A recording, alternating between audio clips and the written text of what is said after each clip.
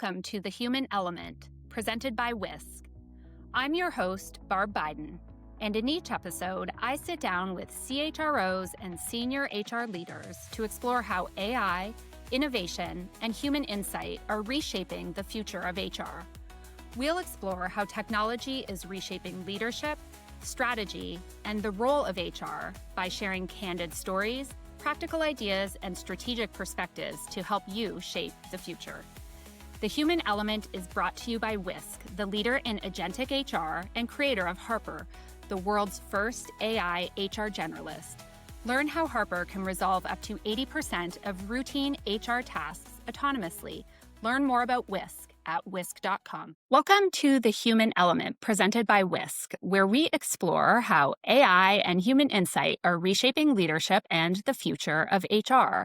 Today, my guest is DJ Campbell. DJ is the Vice President and Chief HR Officer at Sanford Health, where he is leading people strategy for the Bismarck market and a workforce of roughly 3,800 team members.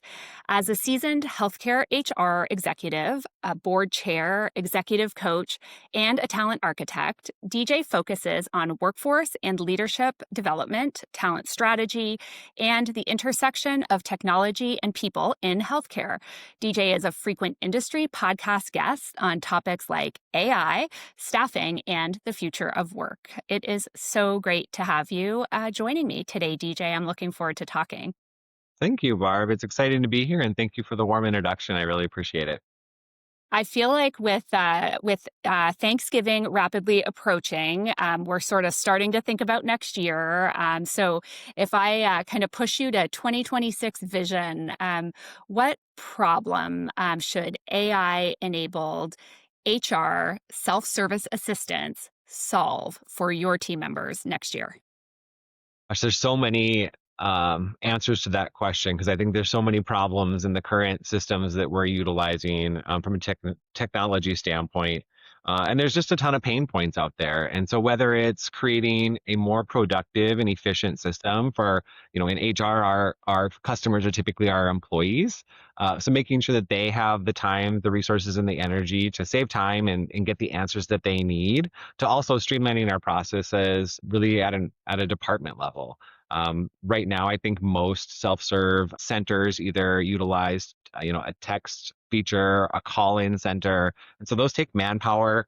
And so I think there's just a more efficient way with AI being able to be implemented and integrated in a way that people can just get their answers more quickly, more efficiently, so they can get back to doing what, especially in healthcare, we want them to do, which is taking care of our patients.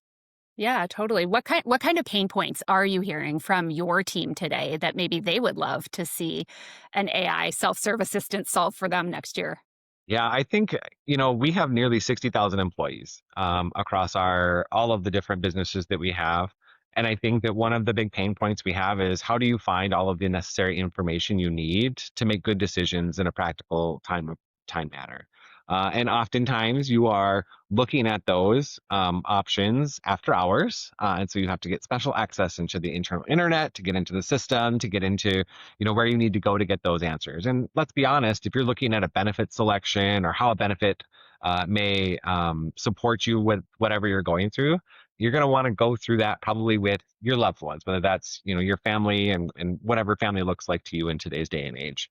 And so being able to have AI integrated into that process where you can just type in a question and it's going to direct you to the place that you need to go to get that service. And so whether that's looking at benefits, whether that's, helping create a new requisition for talent acquisition, whether that's helping you move the process along, all of those functions take time and energy, and enabling AI to help support that, I think, really just creates a ton of productivity, a ton of efficiency, and it helps us get the right answers to the frontline people that are really taking care of our patients. Totally. And when they need it, right? Which is not, like you said, you're running a 24/7 operation. I've got global teams in my world. And, it's not, at 1 p.m. on a Tuesday that managers sometimes need you or that team members need you when they have their questions can be really at any time around the clock. And life will be much better for both our teams and also the teams we support when that information is just quickly accessible at their fingertips by just asking a question of an agent or something like that. Absolutely. And let's not forget too that anytime we have to wait on technology or to find our answer, that is a moment of frustration for all of us. And so I think the more efficient we can make that process so that people can get the answers they need, I think just the less stress that they're going to have in their lives too. Got it. And so, talking about sort of where you and your team are now in the process of considering and implementing AI solutions, whether it's from exploring to budgeting to piloting, what must be true for you before you greenlight a solution? I think that depends on the solution itself. And I would say D, all of the above in terms of where we are in different projects here at Sanford Health. We're piloting some right now that are more clinically based, that I think have a real return on investment when it comes to, creating efficiencies, time, standard of care. And those, of course, are going to go first because those are really going to help our patients, which is our bread and butter, which is what we do here at Sanford Health.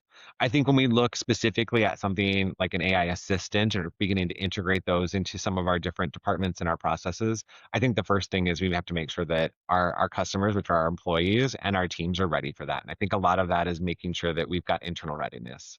And so that stems from, do they have the knowledge when it comes to understanding AI and how it can be supportive? I don't know that I've talked to anybody and all of the things that I've talked about with AI where people have said, yes, we can use AI to help support or replicate this work, but then when it comes to my actual work, there's absolutely no way AI can do that. And the reality is it's going to affect all of us in some way, shape, or form.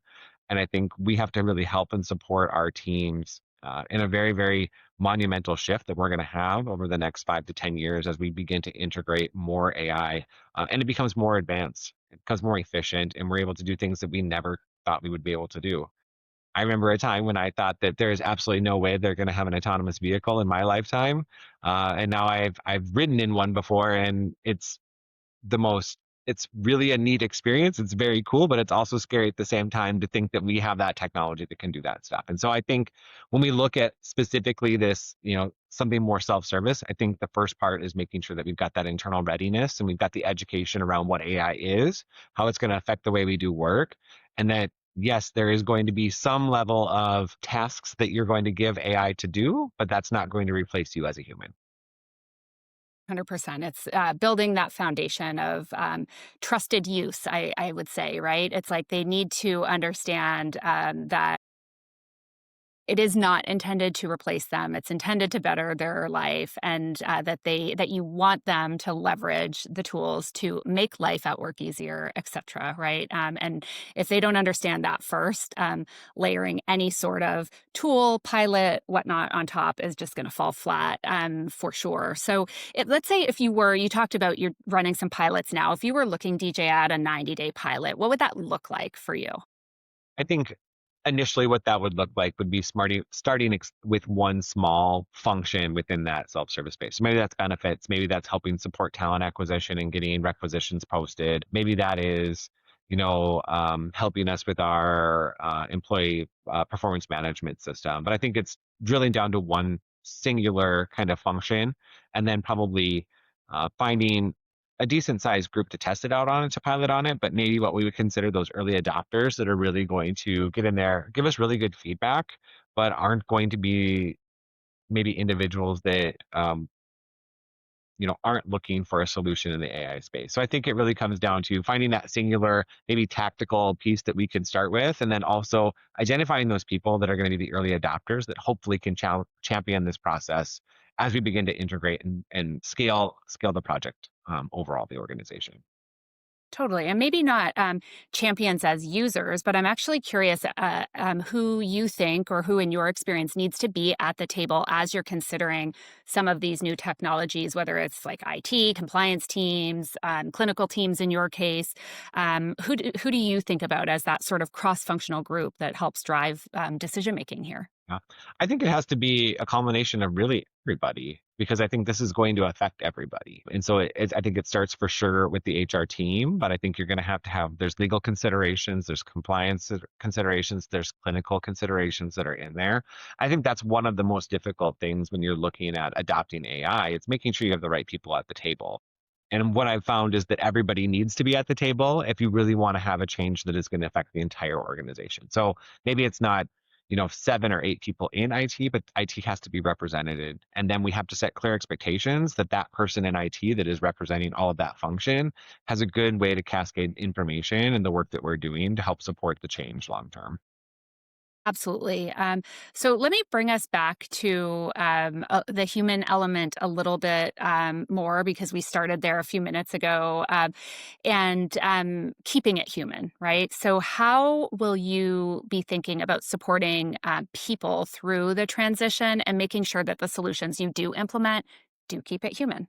Yeah. I think the first part of that is providing the people that are going to be affected by the change or what we're looking to implement with that foundational information of what is AI, where did it come from, and where is it going?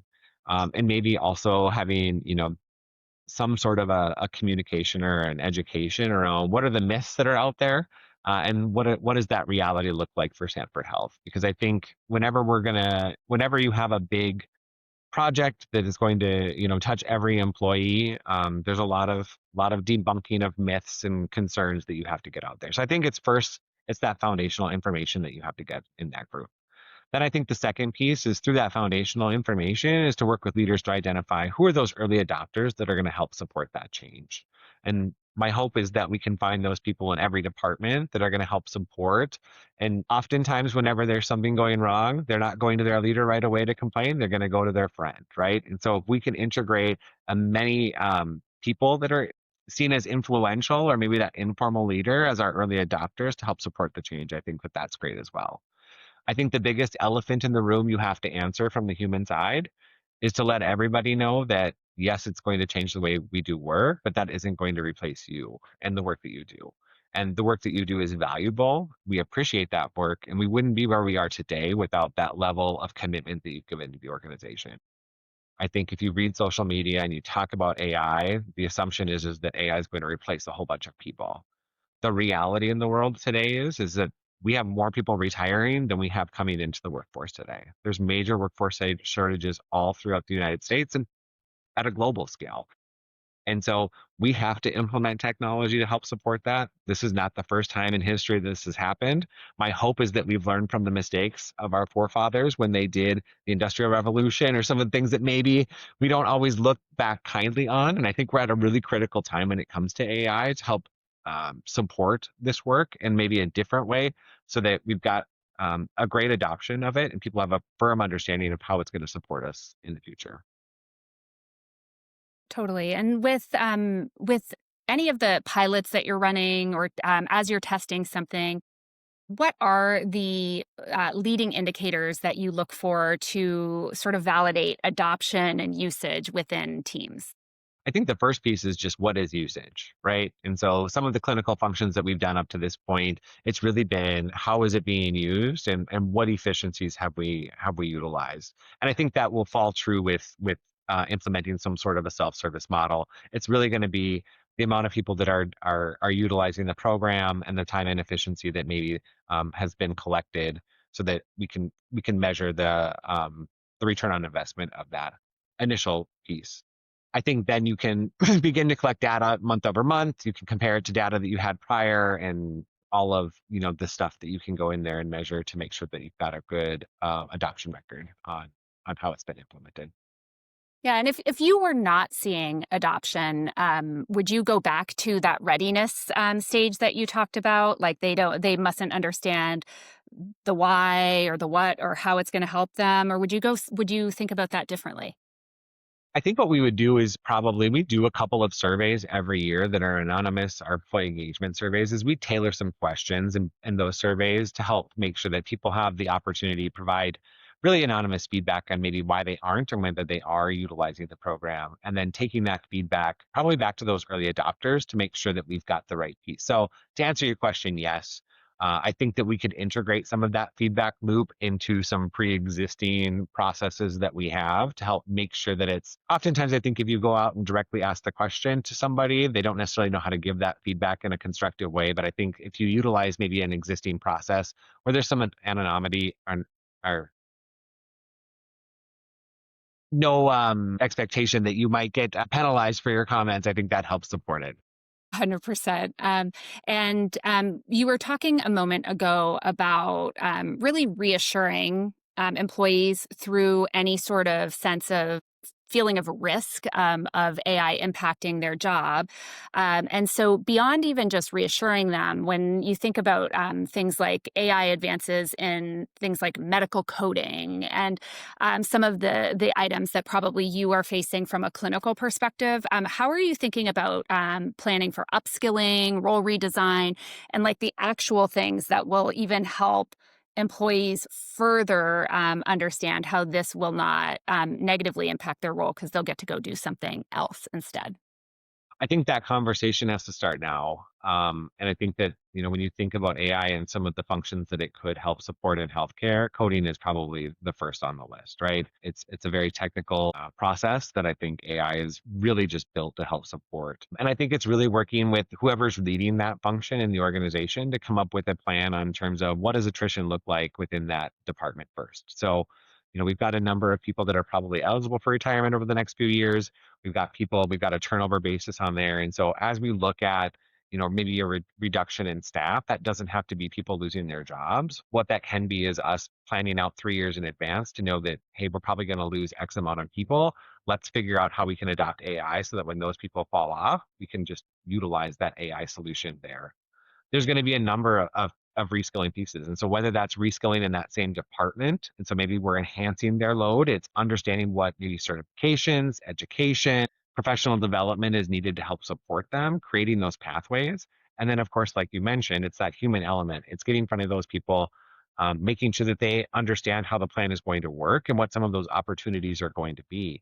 Again, you're going to have some of those early adopters that are going to say, yes, I'm primed to spread my wings and do something a little bit different. Sign me up. I'd love to do that. And then it's up to us, I think, to help them, to help build that individual development plan for them so that they are reskilled. But I think it has to be really intentional. And I don't think that there's going to be a one size fits all for every employee that's going through this transition. I think we have to, more today than I think ever before, our leaders need to be human centric and have to understand how to have some of those conversations so that we can help support these changes that are going to happen for years to come.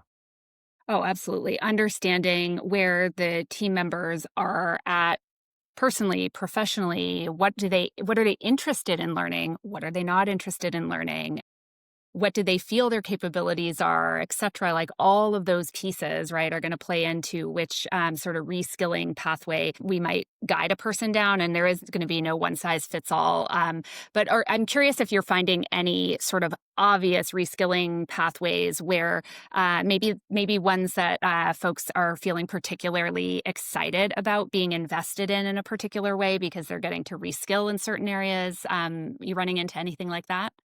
I think what we found is, a lot of people really want to, in an age where I think technology is beginning to, become more of an everyday, something that we work with every day. It's folks really wanting to learn what I call those power skills and reskilling in things like communication, in listening, and so that they can have more patient interactions, customer interactions, and help support maybe the organization in a way that they hadn't thought before.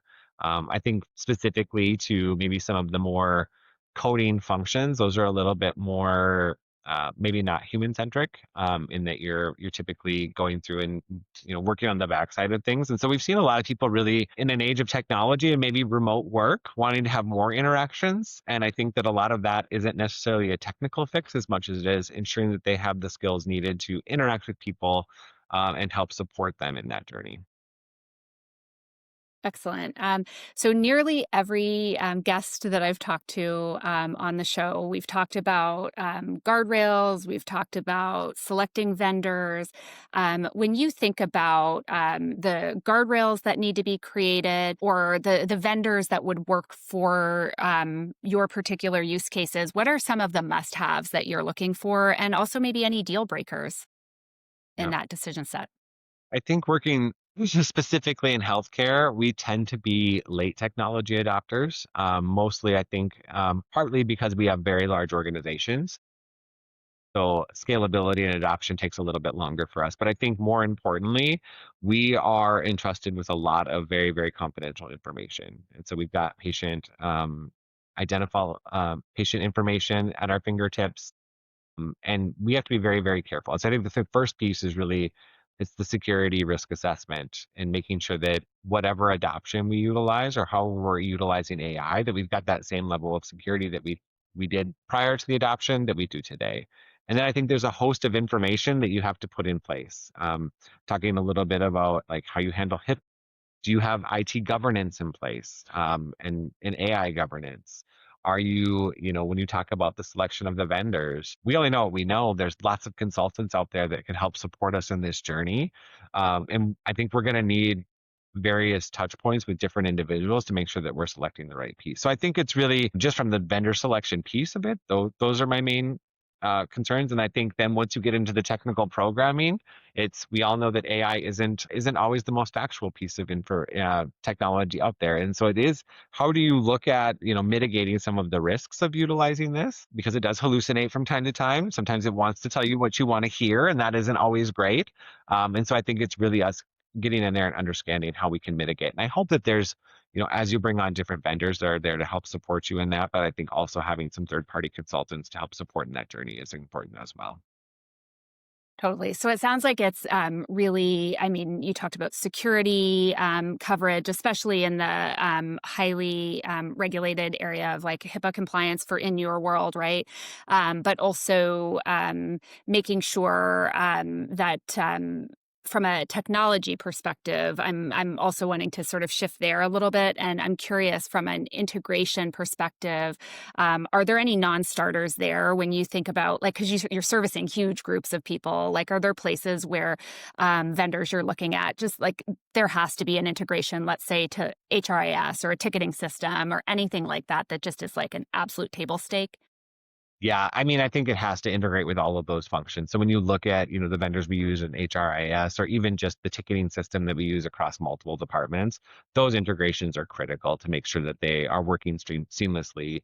And oftentimes in those kind of bigger vendors that we have in those spaces, they have, some level of AI assistance already.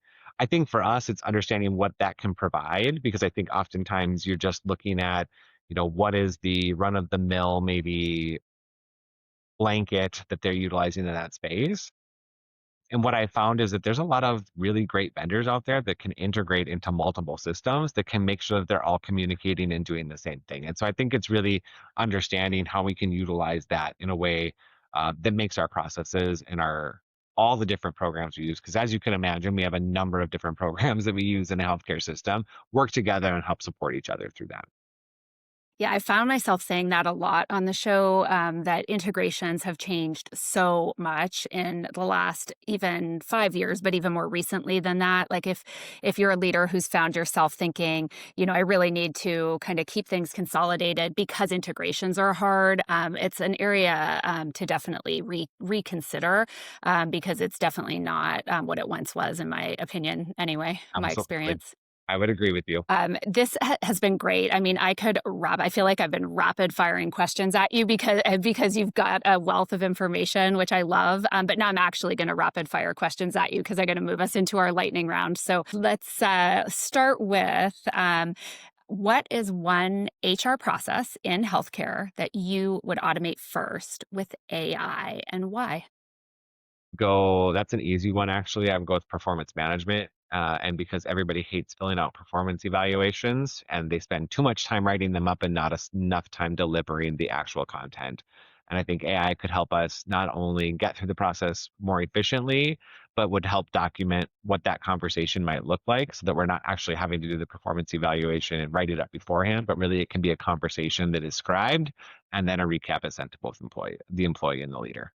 I could not agree with that one more. The value is in the conversation, yet the heavy lift is in the process that everyone hates, right? Is kind of pulling together the written sort of report card feeling sort of thing. But the actual value is in the leader having a really rich conversation with the team member about sort of past success, future development, all of those great things. And if we can change the focus to really be there instead of on the heavy lift of the writing, sign me up. That might be top of my list too. So I love that answer. What is a metric, DJ, that you'll watch in 2026 to know how AI is helping employees? I think, I think there's two really clear metrics to look at out of the gate. I think first, from a financial standpoint, it's productivity, right? How much time are we saving and how can we reinvest that time somewhere else within the organization? Whether that's not a reinvestment at all, we're not backfilling FTEs, or if it's, we're able to do other things than that. That isn't what I would consider the most human-centric return on investment, but all businesses are built on capital, and so I think that really speaks to the capital piece of it, so that we can keep reinvesting in the technology. I think something more employee centric would be survey data. So, like I said earlier, we have an annual survey, and so making sure that we've got questions that are tailored to implementation and integration of AI in the organization and how we can support that. Love it. Love it. What is one piece of advice for HR leaders who are preparing teams for AI driven role changes?